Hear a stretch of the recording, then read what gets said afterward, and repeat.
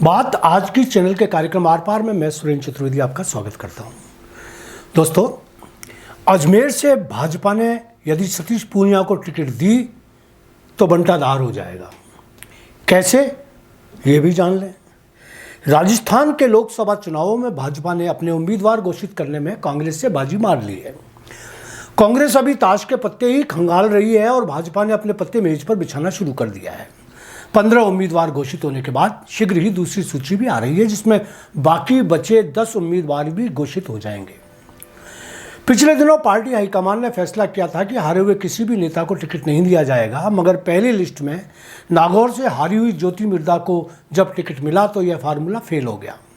High command को समझ में आ गया कि कुछ महारथी ऐसे हैं जिन्हें भारतीय जातीय समीकरण को साधने के लिए एडजस्ट करना ही पड़ेगा, इसलिए फार्मूला तोड़ना पड़ा। अब जबकि हारे हुए नेताओं को एडजस्ट करने के लिए टिकट दिए जाने के दरवाजे खोल दिए गए हैं, तो हारे हुए सारे नेता बल्लियों उछलने लगे हैं। खासतौर से राजेंद्र राठौड़ और सतीश पूनिया तो आसमानी इरादों के साथ मैदान में आ गए हैं। अपने क्षेत्रों में मट्टी पलीत करवाने के बाद वह दूसरे संसदीय क्षेत्रों में घुसपैठ की तैयारी कर रहे हैं। वो सतीश पूनिया जो आमेर से बुरी तरह मोदी के चेहरे के बावजूद चुनाव हार गए, अब जयपुर और अजमेर में गिद्ध दृष्टि रखे हुए हैं। ये वही पूनिया है जो हार की निराशा से पीड़ित होकर राजनीति से संन्यास लेने तक का मन बना चुके थे।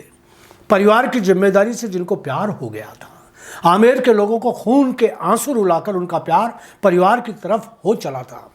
दुखद बात तो यह रही कि पूनिया ने चुनाव हारते ही मीडिया को कह दिया था कि अब वे आमेर की तरफ कभी मुड़कर नहीं देखेंगे। यदि यहाँ से टिकट मिल गया, जीत गए या हार गए, तो वो अजमेर की तरफ भी नहीं देखेंगे। बाद में किसी बड़े नेता ने उनको फिर सियासती कैप्सूल खिला दिया और अब मर्दानी ताकत के साथ वह फिर सियासती गोटियां बैठाने में जुट गए हैं। कमाल की बात है कि जो विधानसभा के छोटे से क्षेत्र आमेर की उम्मीदों पर खरे नहीं उतर पाए, वह पूनिया अब अजमेर की जनता को झांसा देने के लिए पधारना चाहते हैं। जैसे अजमेर जिले में उसका अपना कोई कद्दावर नेता नहीं।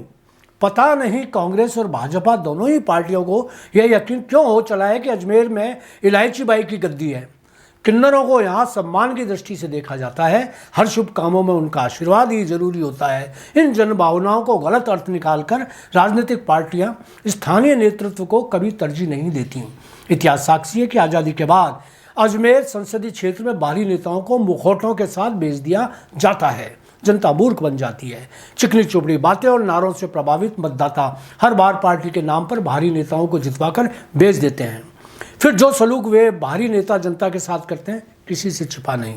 आचार्य भगवान देव हो या विष्णु मोदी या धनखड़ या वे सब बाहरी नेतागण, जरा कोई बताए कि कौन सा नेता चुनाव जीतने या हारने के बाद अजमेर में रह रहा है या अजमेर के मतदाताओं को उपलब्ध है। सतीश पूनिया का अजमेर आना लोगों को लगभग तय लग रहा है। जाति विशेष के समीकरण बैठाए जा रहे हैं। यहाँ एक सवाल मैं मोदी जी से पूछना चाहूँगा, यदि हारे हुए नेताओं के अलावा भाजपा के पास कोई नए चेहरे नहीं बचे तो फिर बाहर से क्यों भेजे जा रहे हैं? पूनिया की तरह हारे हुए हमारे वर्तमान सांसद भागीरथ चौधरी ही कौन से बुरे हैं? क्या फ़र्क है उनमें और पूनिया में?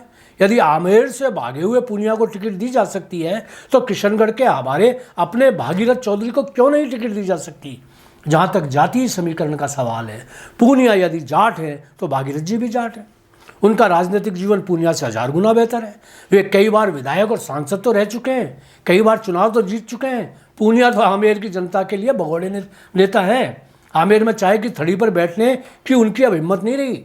यदि पूनिया को सिर्फ जाट होने की वजह से अजमेर में उतारा जाता तो यहाँ साफ कर दूं कि कांग्रेस के वर्तमान विधायक डॉक्टर विकास चौधरी उनसे बेहतर जाट नेता है।